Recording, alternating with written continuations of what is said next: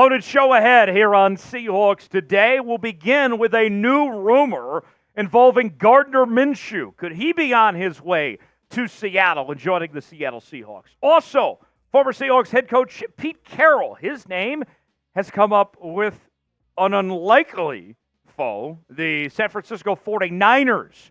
Could he be leaving his front office role in Seattle to head to the arch rival Niners? We'll discuss that coming up in just a bit. Also, we have the latest on Mike Macdonald's new coaching staff in Seattle. Some new names added to the fold. We'll tell you who they are coming up in just a bit. Before we do that, speaking of the Niners, Chase Sr. was telling me that just the other day, somebody commented on the Niners Report channel 70 times. And he said, there's no way you guys could pull that off on Seahawks Today. And I said, you know what, Chase, you're wrong. Watch, we'll make it happen. Can we beat that? Can we get somebody to drop more than 70 comments on today's show? If you do so, I'm going to shout you out later on the week here on Seahawks Today. But I need you guys to make it happen. Let's take on the Niners and beat them in that challenge this week. We begin today with a little Minshew mania in Seattle. Bleacher Report is suggesting a new Seattle Seahawks free agency rumor that Seattle could be in the market to sign Indianapolis Colts quarterback Gardner Minshew in free agency. Here's more from Gary Davenport of Bleacher Report. Despite the Seahawks guaranteeing that chunk of Smith's salary, there continues to be rumblings that his future in Seattle isn't certain. Even if he does stay, backup Drew Lock is a free agent this year. Minshew is one of the NFL's better backup quarterbacks and just kept the Colts in the AFC South hunt after Anthony Richardson got hurt. Now, let me say this. I like Gardner Minshew. I personally am a big fan of him, dating back to his days with the Washington State Cougars under the great Mike Leach, rest in peace, and what he's done to the NFL. He's come a long way from being a former, late-round draft pick, right? But you look at the Seahawks situation. This doesn't move the needle at all. In fact, it probably moves the needle the wrong direction. I think everybody and their mother would objectively agree that Gardner Minshew is a worse quarterback than Geno Smith. And although he may be cheaper than Geno, I don't see the benefit here. This is somebody that, sure, he went to the Pro Bowl this year. The Colts certainly overachieved with a 7-6 record in the 13 games he started. But with that said, this just doesn't do what the Seahawks are looking for. Here's the thing. You compare the numbers between Minshew and Geno Smith, and I'm asking myself, why? I'm better off just sticking with Geno rather than dumping Geno and bringing in Gardner Minshew and then figuring some things out from there. It just doesn't add up for me. Geno, in less games, might I add you, was better in every single category than Gardner Minshew last year. I don't understand. I don't think this makes sense at all. And as far as what the Seahawks intend to do when it comes to the quarterback position for the foreseeable future, this is my perfect plan for the Seahawks. It begins with Geno Smith. I'm not wasting my time on Gardner Minshew or another veteran for that matter. I believe it's in the best interest of the Seattle Seahawks to bring Geno Smith back next year as the starting quarterback for the Seahawks. But it doesn't stop there. We're not content with just Geno here. I am of the belief that the Seahawks need to find their quarterback of the future either in this year's draft or next. And then from there, you take on the Alex Smith, Patrick Mahomes philosophy, the Brett Favre, Aaron Rodgers philosophy, the Joe Flacco, Lamar Jackson philosophy, where the young quarterback sits behind Geno Smith for a year, learns the system, learns how the NFL operates, and then you go from there. So let's ask you guys, should the Seahawks sign Gardner Minshew this spring? I'm saying no thanks. All respect to Gardner. I'm a fan. I like his story and everything, but this doesn't make any sense at all for the Seahawks and where they're at right now. Weigh in, tell me what you think. Why for yes, in for no, if the Seahawks should sign Gardner Minshew or not. Today's show is sponsored by Prize Picks. Prize Picks, the place to go for daily fantasy made easy. Here's how it works.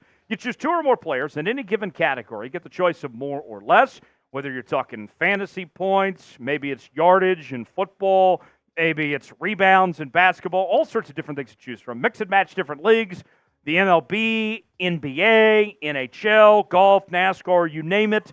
On Prize Picks, I got my Rodriguez special here with Grayson Rodriguez of the Baltimore Orioles and Julio Rodriguez of your Seattle Seahawks here. With the 2024 MLB season ahead, I got Grayson Rodriguez to have more than 180.5 strikeouts, and I got Julio Rodriguez to have more than 168.5 hits this season. Play along with me. PrizePicks.com/CLNS. Promo code CLNS for a $100 deposit match. Put $20 down on this hits. You're making $60 on Prize Picks. The link is in the comments and description of today's video. PrizePicks.com/CLNS. Promo code CLNS for $100 deposit match. Go Mariners. My friend, could he become my enemy? New rumor from the play-by-play voice of the San Francisco 49ers. Not just anybody, but Greg Papa of the San Francisco 49ers radio network went on the Rich Eisen show just within the last couple days. And he is suggesting that as the Niners look to replace Steve Wilks as defensive coordinator, that they could potentially turn to now former Seahawks head coach Pete Carroll to be their defensive coordinator. Listen to this from Greg Papa. I think Pete Carroll would be more of a natural fit. The defense the Niners are running, and has since Kyle's been the head coach, is Seattle's defense. It's Seattle's. And he's the guy that did it. He got away from it the last couple of years. He's from the Bay Area. He used to be the defensive coordinator for the Niners many, many years ago, by the way. Does Pete want to do that, though? He's been coaching at the head coach level for 20 years. He hasn't run a defense since he was with the Niners in the mid-90s, so I don't know. First of all, this would be utter betrayal, okay? We like Pete around here. Did a lot for this organization. Super Bowl title, I know it didn't end great, but nonetheless, this would be utter betrayal, and we would be rooting for his failure in San Francisco. Number two, the Niners' DC job is beneath him, okay? Pete Carroll's a Hall of Fame coach. He's in his 70s. I know that the Niners are a team that came that close to winning the Super Bowl this past season. I understand that. But if you're Pete Carroll, you got bigger aspirations than wasting your time being a coordinator at this juncture in your career. Enjoy your cushy job with the Seahawks. Spend time with the grandkids, all that. You don't need to be a coordinator for the Niners or anybody for that matter. Now, I will say, Pete Carroll's role with the Seahawks is really unclear at this point, right? He's in an advisory role, working within the front office, but he wasn't involved in the coaching search. And there's some hurt feelings about how he was demoted and dismissed. We don't really know what the future holds for Pete Carroll within this Seahawks organization. That's true. Removed after a disappointing 9-8 season and missing the playoffs. The specifics of what exactly he's going to do remains unknown, but I'll say this. I would be shocked if he makes his way to Santa Clara and turns his back on the Seattle Seahawks, the 12s in this organization. I don't think it's happening. The chances are greater than zero. It's not a 0.0 chance, but it still seems very unlikely that this could unfold the way it is. We'll see. What do you guys think? What are the chances Pete Carroll ends up in San Francisco as their next DC? Scale it for me in the comments section 1 through 10. Put a number on it. I said it's not zero, so I'll put a 1 down on it. But give me your number. What's the likelihood Pete ends up in San Fran? We are talking about your Seattle Seahawks each and every day on Seahawks Today. We just reached 50,000 subscribers on the channel this week. Later on, be on the lookout for I Owe You, the beer boot bath. We'll do it on the channel at some point this week, so stay tuned for that. We're talking trades, free agency, draft, all off-season long here on the channel. Subscribe now for free. The latest happenings in your favorite team, we got you covered right here on Seahawks Today. Subscribe now. Join the family. Let's hit our next milestone, 51,000 subscribers right here on the channel, youtube.com/SeahawksTV. All right, one final note before we wrap up today's show. Let's get you the latest on the Seahawks coaching staff under new head coach Mike Macdonald of what the Seahawks are doing going forward. The D-line coach position was filled today. by Justin Hens of the Chicago Bears. He was the assistant D-line coach there. Gets a little bit of a promotion moving up to defensive line coach for Seattle. Other notable hires include Jeff Howard, the defensive backs coach. Mac Brown, not that Mac Brown, former University of Texas and current North Carolina head coach Mac Brown. The other one that played in the league, he gets the tight ends coach role. And then Nick Perry will be a defensive assistant for the Seahawks as well, working under Durdee's side of the ball there on the defense. Now, as these coaching hires have gone on over the last couple of weeks, as Mike Macdonald's filled his staff, and it's almost complete now. We're pretty close to the finish line at this point.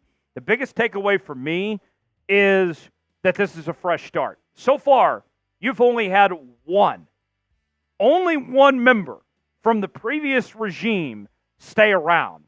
Mike Macdonald has been able to put his stamp on this Seahawks team and what he wants to do with this franchise going forward. Credit to John Schneider for not pressuring him to keep around certain guys or making him do things John Schneider's way.